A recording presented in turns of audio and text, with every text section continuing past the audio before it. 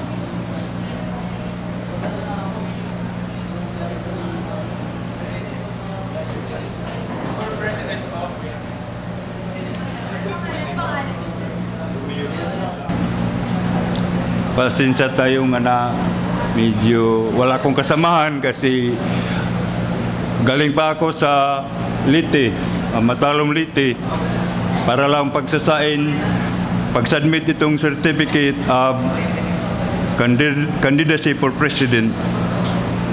Nakatapos ako ng Bachelor of Laws sa Divine Word University. Pero walang swerte, itong eskwelahan ay nagko-close because of differences itong union at saka SBD administration. Sa bayan namin,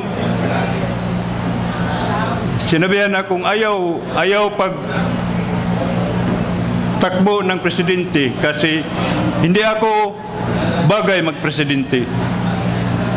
Hindi, wala akong salapi, wala akong personality. Tsaka wala akong pera.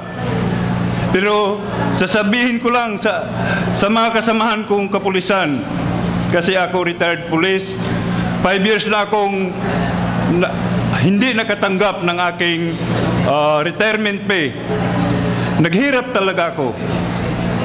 At saka nagsisikap akong maka-submit ng candidacy for president para sasabihin ko ang aking platform itong tuwid nga daan sa mga PNP.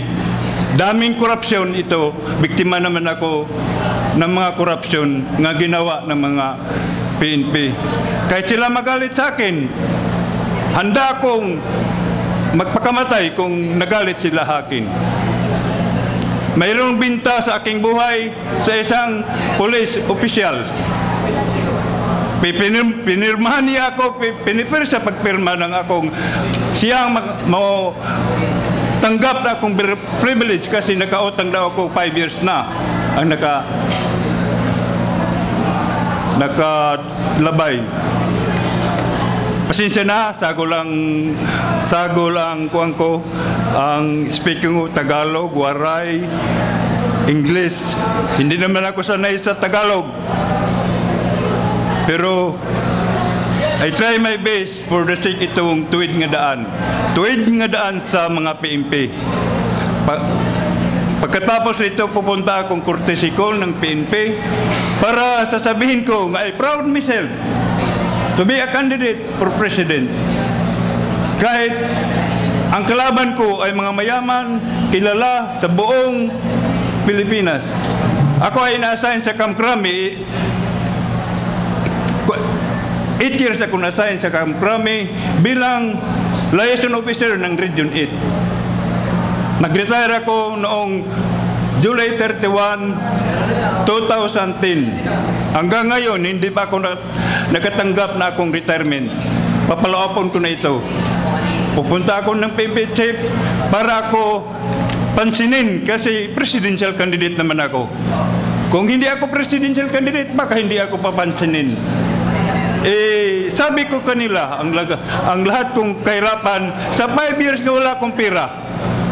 Alam naman kamo, kung wala kang pera,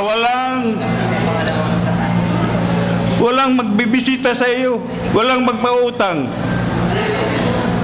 Lahat naman ako, nag-ikot ako dito sa Tacloban. Matagal ako sa Tacloban kasi ako dating security sa balay ni Imelda Marcos sa Tacloban. Kaya matagal 20 years ako police sa Tacloban City Police Station.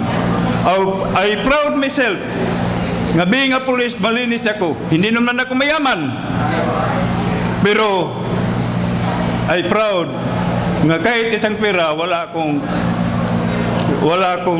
hindi ako nagnanakaw ng pira ng bayan.